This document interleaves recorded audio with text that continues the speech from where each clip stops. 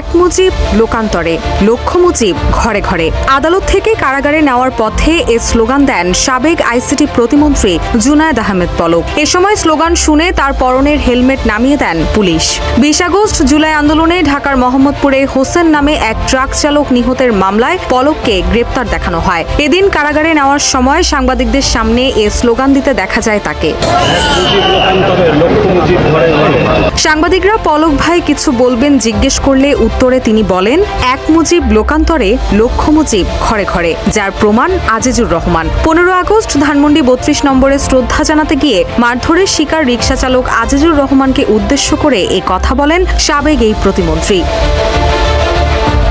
এদিকে হোসেন হত্যা মামলার তদন্ত কর্মকর্তা মোহাম্মদপুর থানার এসআই আখতারুজ্জামান এই মামলায় পলককে গ্রেপ্তার দেখানোর আবেদন করলে আদালত আজ শুনানির দিন ধার্য করে। সে অনুযায়ী এদিন তাকে ঢাকার হাকিম আদালতে হাজির করা হয়। শুনানি শুরুর আগে এজলাসে দাঁড়িয়ে আইনজীবীদের সঙ্গে কথা বলেন পলক। অনেককে সালামও দিতে দেখা যায়। আদালতে উঠানোর সময় পলকের মাথায় ছিল হেলমেট, হাতে হাতকড়া আর পরনে ছিল বুলেট প্রুফ জ্যাকেট। কাঠগড়ায় নিয়ে বুলেট প্রুফ জ্যাকেটটি খুলে দেয় পুলিশ।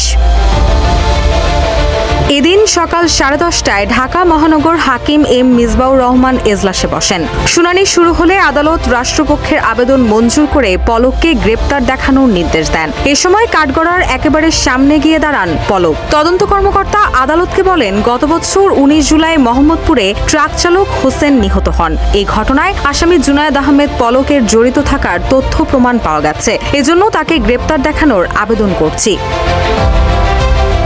এদিন আদালতে রাষ্ট্রপক্ষের আইনজীবী মোহাম্মদ শামসুদ্দোহা সুমন শুনানিতে বলেন, এটা একটা হত্যা মামলা। তদন্তে নাম আসায় পলককে গ্রেপ্তার দেখানোর আবেদন করা হয়েছে। তিনি বলেন, আন্দোলন চলাকালে ইন্টারনেট বন্ধ করে আন্দোলনকারীদের ওপর ক্র্যাকডাউন চালানো হয়, অনেককে গুলি করে হত্যা করা হয়, তাদের গণকবরে সমাহিত করা হয়েছে। আর এই হত্যার সঙ্গে পলক সরাসরি সম্পৃক্ত। পরে বিচারক এই মামলায় পলককে গ্রেপ্তার দেখানোর আবেদন মঞ্জুর করেন। রুশা সুর, নিউজ ডেস্ক, ইত্তেফাক।